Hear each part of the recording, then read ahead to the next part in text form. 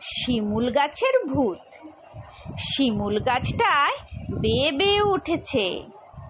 আম্মুর কাছ থেকে শোনা আরও একটি গল্প। আমি আবার আম্মুর হয়ে বলছি।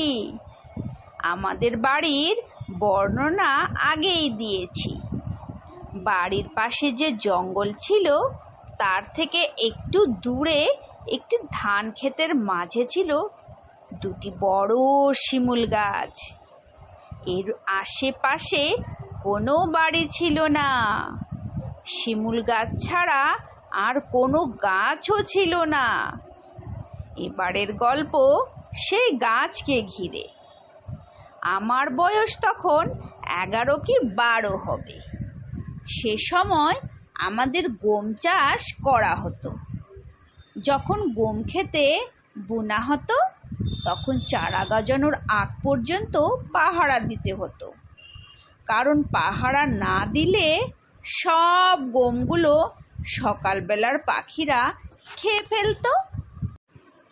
যে প্রতিদিন পাহারা দিত সে কোনো একটা কারণে বাড়িতে ছিল না। ফলে আমাকে বলা হলো ক্ষেত পাহারা দিতে। আমি সকাল সকাল চলে গেলাম গম ক্ষেত পাহারা দিতে। আমি ক্ষেতের এক কোনায় বসে আছি। এমন সময় দেখি সাদা কাপড় পরা একটি মহিলা মস্ত বড় গাছটায় বেয়ে বেয়ে উঠছে। আমি ভয় পেয়ে গেলাম যখন দেখলাম তার চুল গাছের উপর থেকে নিচ পর্যন্ত লম্বা, আর সে কাঁটাওয়ালা শিমুল গাছে বেয়ে বেয়ে উঠছে।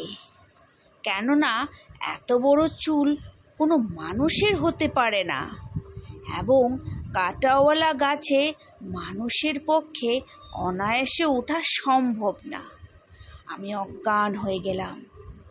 যখন জ্ঞান ফিরল তখন দেখলাম আমার পাশে অনেক মানুষ। সবাই প্রশ্ন করছে কি হয়েছিল। তারপর আমি সবাইকে বিষয়টা বললাম। শিমুল গাছগুলো এখনো আছে, কিন্তু আর কোনো সমস্যা হয়। আমার গল্প শুনে আপনাদের ভালো লাগলে নিশ্চয়ই জানাবেন। আর আপনাদের কোনো এমন কাহিনী জানা আছে কি না কমেন্ট করে নিশ্চয়ই জানাবেন। নমস্কার।